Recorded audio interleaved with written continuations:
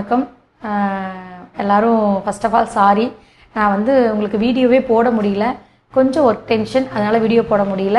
அதனால் first of all நான் sorry.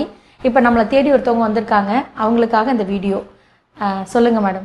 ஏங்க மேம் நீங்கள் வீடியோ போடுறதே இல்லை? அதை தான் நான் சொன்னேன், நீ கொஞ்சம் பிஸி, குழந்தைங்களோட ட்ராவல் பண்ணுறேன், அதனால வீடியோ போடல. இனி கண்டினியூஸாக உங்களுக்கு வீடியோ இருக்கும். என்னால் முடிஞ்ச அளவுக்கு உங்களுக்கு நீங்கள் யாராவது ஒரு டவுட் கேட்டிங்கன்னா அதுக்கு நான் கிளியர் பண்ணுறேன். எனக்கு ஒரு டவுட்டுங்க மேம். சொல்லுங்கள்.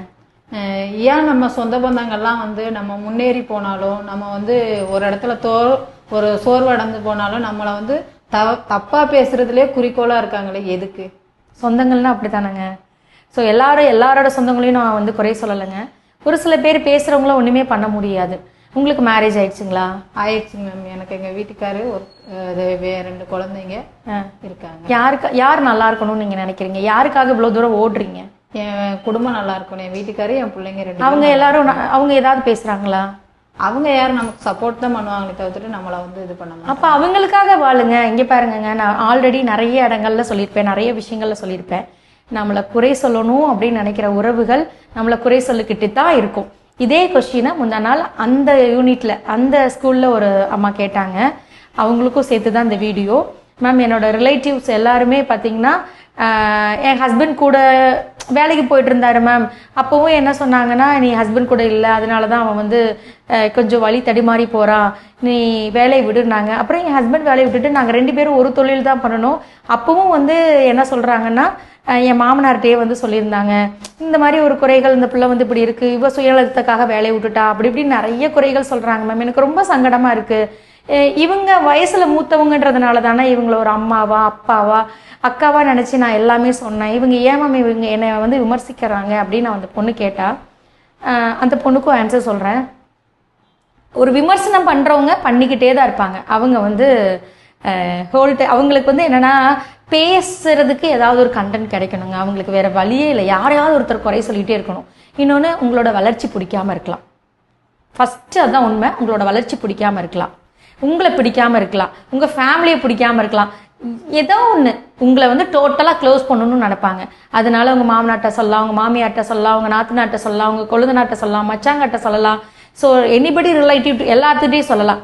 பட் அவங்களுக்கு அதுக்குரிய நாலேஜ் இருந்தால் அதை வந்து அவங்க கேட்டுக்க மாட்டாங்க. அவங்களும் கேட்குறாங்க அப்படின்னா அவங்க உங்கள் கூட ட்ராவல் ஆகிறதுக்கு அதிர்ஷ்டசாலி இல்லைன்னு நினச்சிக்கோங்க. அவ்வளோதான் முக்கியம். ஏன்னா நம்ம கூட ரிலேஷன்ஷிப் வச்சுக்கிறதுக்கு நம்மளுக்கு அவங்க அதிர்ஷ்டசாலி இல்லை, இவங்க வந்து பாக்கியசாலி இல்லை, ஏதோ ஒன்று நினச்சிக்கோங்க. அவங்கள நினச்சி நீங்கள் யோசிச்சுட்டே இருக்கீங்க அப்படின்னா, உன்னை உங்கள் அம்மா நல்ல முறையாக வளர்த்துருக்காங்களா? நீங்கள் யாரை பற்றியா பேசுவீங்களா? சொல்லுங்கள் பார்க்கலாம். பேசுவீங்களா? இல்லைங்க மேம், பேச மாட்டீங்க. ஸோ அவங்கள நல்ல முறையாக வளர்த்துருக்க மாட்டாங்க, அதனால பேசுகிறாங்க. அதை பற்றி யோசிக்காதீங்க. அவங்க நம்ம இன்னொரு விஷயம், இப்போது ரீசனாக வந்து நிறைய ரித்தன்யா விஷயம் திருப்பூரில் நடந்தது, ரொம்ப ஃபேமஸாக போயிட்டு இருந்தது. அப்புறம் இன்னொரு கண்டென்ட் கிடைக்கிற வரைக்கும் இது பேசினாங்க. அடுத்த கண்டென்ட் வந்தோன்னா அந்த பொண்ணோட மேட்ரு இப்போ வரைக்கும் என்னன்னு தெரியல. ஸோ நம்மளோட விஷயங்கள் பேச பேச பேச பேச நம்ம ஒரு படி முன்னேறோன்னு வச்சுக்கோங்க. நீங்கள் முன்னேறணுமா வேண்டாமா? அவங்க பேசிகிட்டே இருக்கட்டும், நீங்கள் முன்னேறிட்டே போங்க.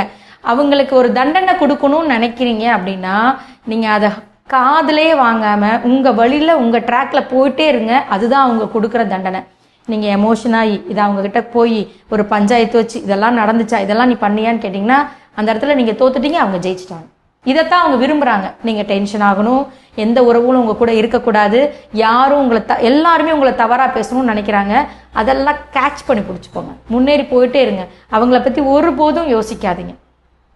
எப்போவுமே நீங்களாக வாழுங்க. இப்போ நீங்கள் சொன்னீங்க உங்களுக்கு கல்யாணம் ஆயிடுச்சு, குழந்தைங்க இருக்காங்கன்ட்டு. ஒரு வேளை உங்கள் கணவரோ உங்கள் குழந்தைங்களோ உங்களை பேசினா தான் நீங்கள் ஃபீல் பண்ணணும். ஓகே மேம், சரிங்களா? நீங்கள் அதை தாண்டி யாருமே, இப்போ உங்களுக்கு ஃப்ரெண்ட்ஸ் சர்க்குலேஷன்லாம் இருக்காங்களா? இருக்காங்க. உங்களை சுற்றி இருக்கிற உறவுகள் பக்கத்தில் இருக்கவங்களாம் நல்லா பேசுகிறாங்களா? பேசுவாங்க. ஆனா யார் மனசுல என்ன இருக்குலாம் நமக்கு தெரியும். யாராலையும் கடவுளால கூட கண்டுபிடிக்க முடியாது. அதை நீங்கள் உங்கள் கூட பேசுகிறாங்களா, அவங்க கூட மட்டும் பேசுங்க. அவங்களுக்காக மட்டும் உண்மையாக இருங்க. நீங்கள் யாருக்காகவும் உண்மையாக இருக்கும். உங்கள் குழந்தைங்க உங்கள் வீட்டுக்காருக்காக இருங்க. முடிஞ்சால் 2 பேருக்கு நல்லது பண்ணுங்க. நம்ம பண்ணுற புண்ணியம் என்ன தெரியுமா? முடிஞ்சால் 2 குழந்தைங்களுக்கோ யாருக்கோ இல்லாதவங்களுக்கு ஏதோ ஒரு பிஸ்கட் பாக்கெட்டோ ஒரு வாட்டர் பாட்டிலோ வாங்கி கொடுக்குறீங்க பார்த்தீங்களா, அதுதான். இந்த விமர்சிக்கிறவங்களை எல்லாம் யோசிச்சு உங்கள் டைம் வேஸ்ட் பண்ணாதீங்க. இனிமே இந்த மாதிரி ஒரு வீடியோஸ் உங்களுக்கு வந்துட்டே இருக்கும்.